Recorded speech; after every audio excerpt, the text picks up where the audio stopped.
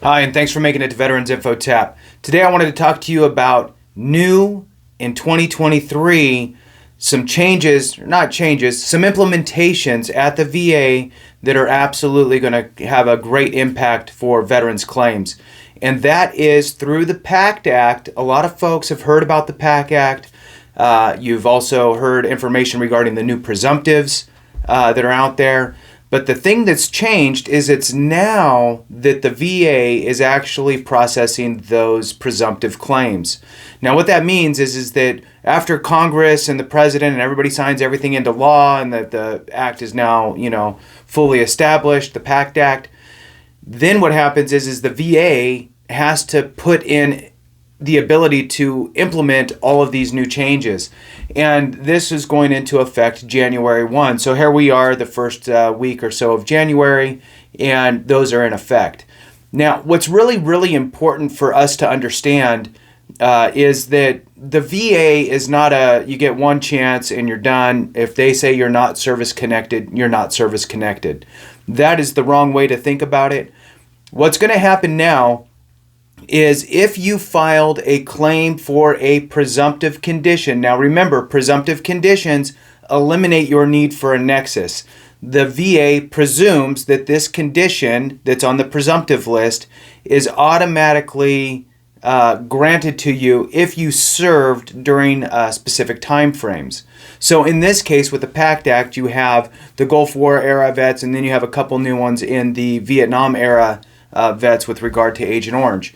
So what's happening now is if you filed before for one of these new presumptives from the PACT Act, if you filed before and you were denied, what is supposed to happen is the VA is supposed to reach out to you and let you know, hey, look, things have changed, refile. You don't need to wait for that. Okay, you may see things out there saying they're going to reach out to you. This is not a wait for them to reach out to you thing. You don't have to wait for them to contact you to refile a claim. Get with an accredited rep. If you're competent yourself and you feel good with it, file it yourself. Doesn't matter. The big thing is, especially with presumptives, right? So if you can give, hey, here's my block of time that I served, and look, I did serve there in one of the specified areas, and I have this diagnosed condition, you're golden.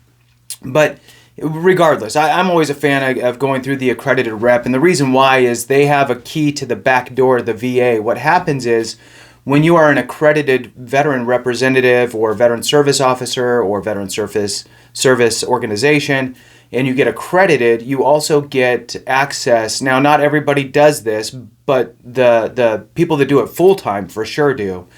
They get a common access card, a PIV card, that allows them to remote desktop into the VA system and kind of get a glimpse into your file and see where the VA is with the process. So it's not so much even the filing the piece, it's the being able to track it along the way piece. So with that, it's really, like I said, important to understand that if you were denied before, not a big deal, reapply. The other piece is don't wait for the VA to contact you. Even if you're reading things that says, hey, the VA is going to contact you if you filed something before that you now qualify for. Nobody's going to care more than you. Nobody is going to care more than you about your own personal claim, your financial situation, and what have you. So take it upon yourself to look through the list of presumptive conditions. If you filed for one of those in the past, not a big deal. Just refile for it now.